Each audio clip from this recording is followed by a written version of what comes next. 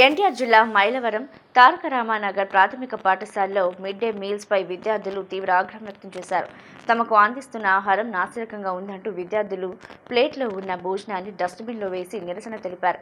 ఈ ఘటనతో పాఠశాల వద్ద ఉద్రిక్తత పరిస్థితులు నెలకొన్నాయి.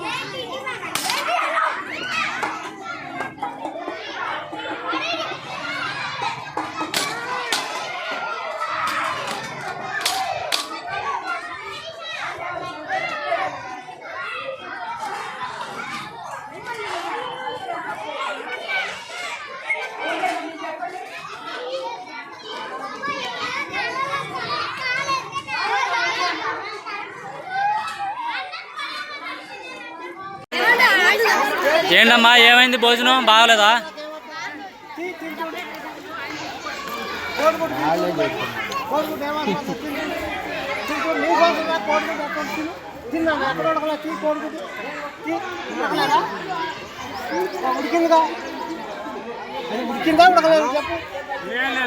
ఉడికిందా ఉడకలేదా చెప్పు. నీకు ఆ గుడ్డు నొక్కమ్మా, జన నొక్కు, జన నొక్కు అమ్మా, జన నొక్కు,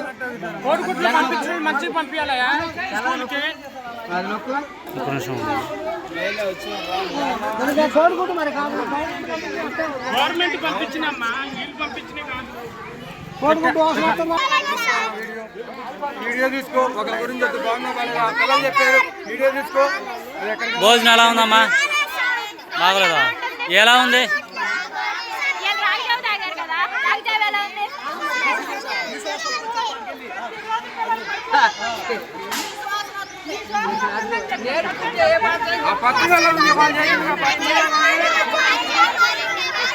ఇది ఎలా ఉంది? ఫుడ్ ఎలా ఉంది? ఏమైంది? ఫుడ్కి ఏమైంది?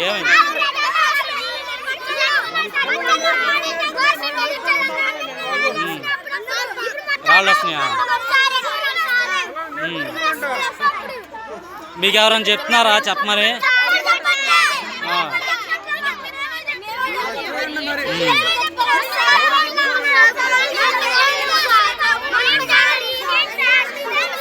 స్లో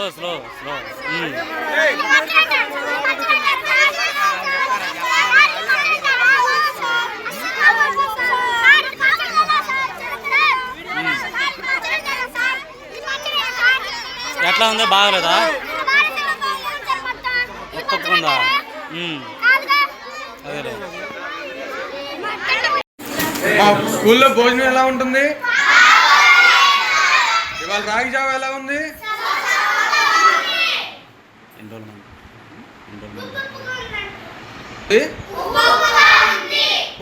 ఎన్రోల్మెంట్ జరుగుతుంది ఎట్లా మీకు? మరి మీరు మీ హెచ్ఎం గారికి చెప్పారా?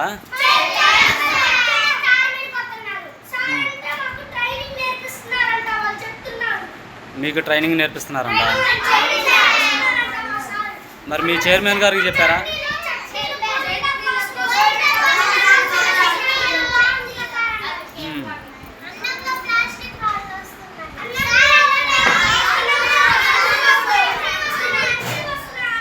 అన్నం ఉడకట్లేదా?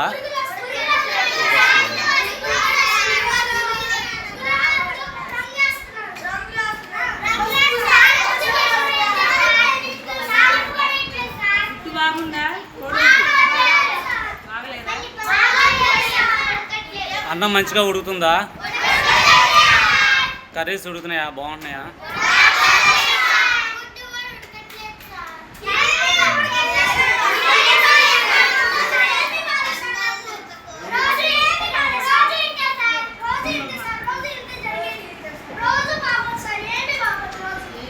ఏమి బాగోవా?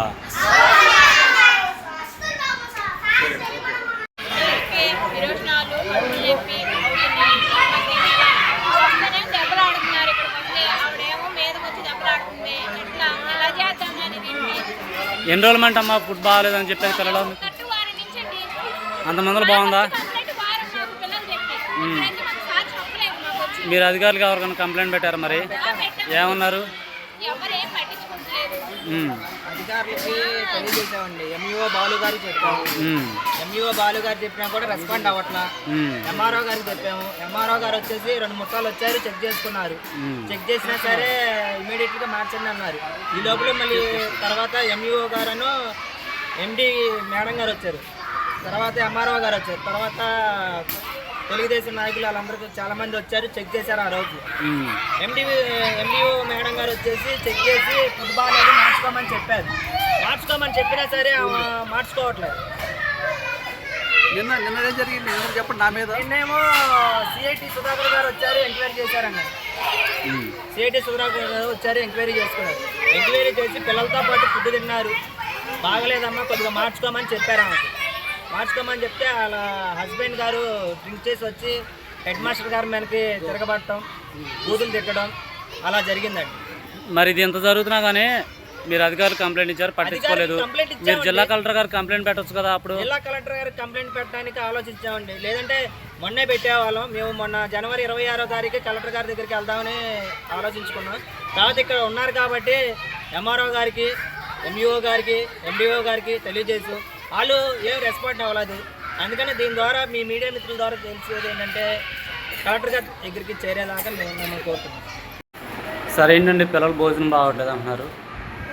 నేను ఈ స్కూల్కి వచ్చి దాదాపు జూన్ నెలలో వచ్చానండి ట్రాన్స్ఫర్ మీద. ఇక్కడ నేను వచ్చి చూసిన తర్వాత ఈ స్కూల్లో మధ్యాహ్న భోజనం అనేది మెనూ ప్రకారం నేను ఏ రోజు కూడా సక్రమంగా చూడలేదు.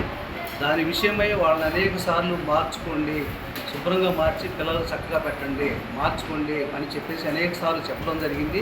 నేను పై అధికారులకు చెప్పడం జరిగింది, పేరెంట్స్కి చెప్పడం అయింది, పొలిటీషియన్స్ కూడా చెప్పడం అయింది. అదే క్రమంలో అప్పటి నుంచి నేను వాళ్ళకి చెప్తూనే ఉన్నాను, మార్చుకొని శుభ్రంగా వండండి, ఇట్లయితే ఇబ్బంది అయితే మీకు ఇబ్బంది, నాకు ఇబ్బంది అయితే, నా డ్యూటీ ఇది, మీరేదో అని కదా, నా డ్యూటీ ప్రకారం నేను పిల్లలకి అది సక్రమంగా ఆ మెనూ ప్రకారం ప్రభుత్వం ఇచ్చిన దాన్ని నేను సక్రమంగా వడ్డించే బాధ్యత నాది. కాబట్టి ఆ విధంగా నేను చెప్తూ వస్తున్నాను. ఆ చెప్తూ వస్తున్న క్రమంలో మేము మా మండలాధికారులు ఎండిఓ గారికి, ఎంఆర్ఓ గారికి, ఎంఈఓ గారికి కూడా నేను దృష్టి తీసుకెళ్ళడం జరిగింది.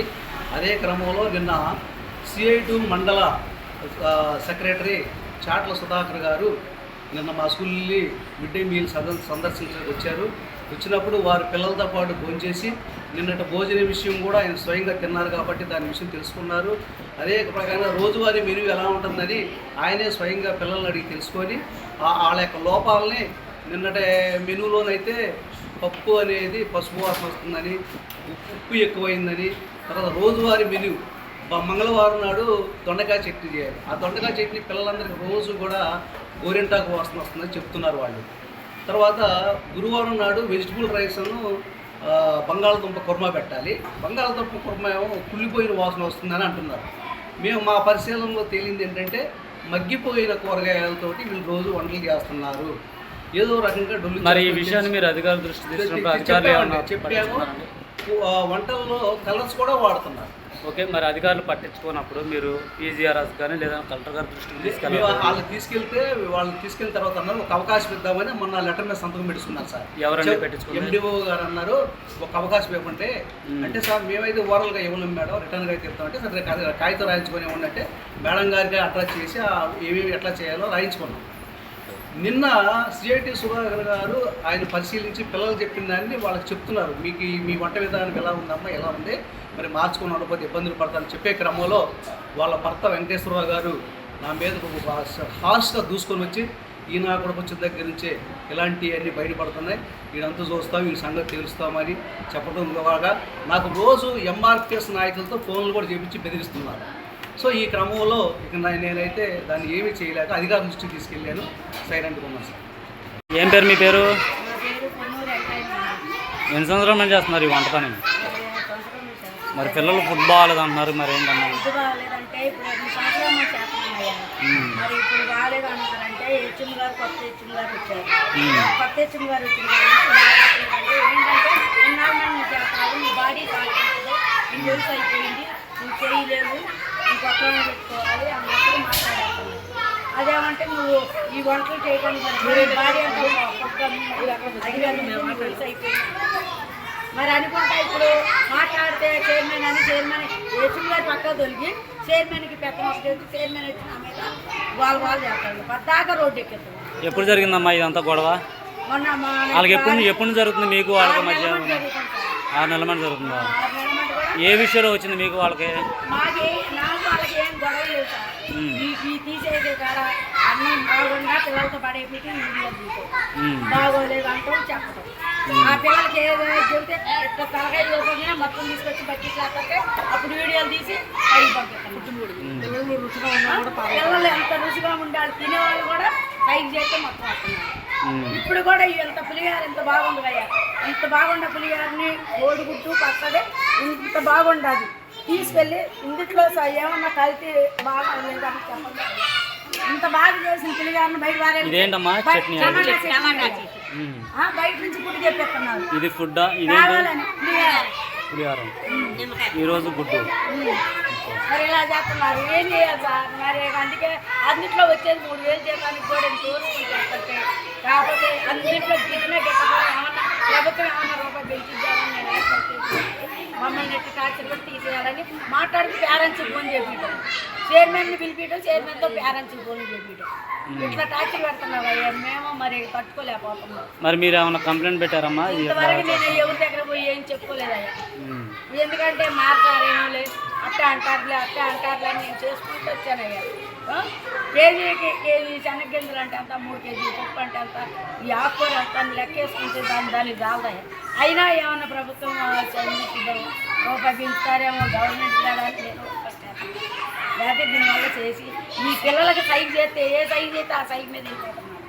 5వ తరగతి వాళ్ళు హెచ్ఎం గారి దగ్గర ఉన్నారు. హెచ్ఎం గారు కాకుండా బయట వాళ్ళు వచ్చి మాట్లాడటానికి హెచ్ఎం గారు చైర్మన్కి పెద్దలు ఏముంటుందయ్యా, వచ్చి అన్నం తిని చైర్మన్ గారు హెచ్ఎం గారు ఏదైనా ఉంటే మాట్లాడుకొని వెళ్ళిపోవాలి. అలా కాకుండా చైర్మన్కి నామే పగేంటి, ఆయన వచ్చి నన్ను దౌర్జన్యం చేసే పని ఏముంది? మాట్లాడితే ఎమ్మెల్యే గారి దగ్గర వెళ్తా, కలెక్టర్ దగ్గర పోతా, ఆడబోతా, ఏడబోతా అంటారు. దేనికయ్యా? నా వంట బాగోకపోతే పోతారా? ఇప్పుడు ఎంత బాగుండాలన్న బాధేశారంటే ఇప్పుడు మీకు ఎన్ని సంవత్సరాల్లో పిల్లలకి ఏమన్నా హ్యాపెట్ జరిగిందమ్మా? అసలు మీరు చెప్పండి, ఏమన్నా జరిగిందా మీకు? ఏమన్నా ఎప్పుడన్నా తేడా లేదు. మీకు ఏమన్నా జరిగిందా? ఫుడ్ విషయంలో కడుపు నొప్పి రాని ఏమన్నా జరిగిందా? ఎప్పుడు జరిగింది? ఆగమ్మా నిమిషం జరిగిందా? ఎప్పుడు జరిగింది?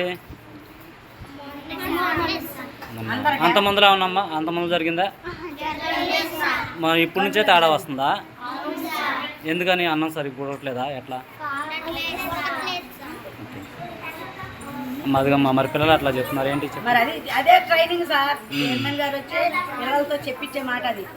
ఇప్పుడు ఏమన్నారు, ముందేమన్నారు తలకాయ విప్పారా బాగుందని, బాగుందని తలకాయ విప్పి తర్వాత మళ్ళీ ఇదే మాట ఇప్పుడు మీరే విన్నారు కయ్యా. నేను దీంట్లో అబద్ధం ఆడేది లేదుగా. అది ఇంకా నేనేం చేశాను అయ్యా? సరే నేనే తప్పుకోవడమో ఏదో ఒకటి చేయడం ఏదన్నా కానివ్వండి అయ్యా. మరి ఏం చెప్పి వాళ్ళు ఏం చేయాలనుకుంటే అది చేయండి, నేనేం చేయలేను. ఎందుకంటే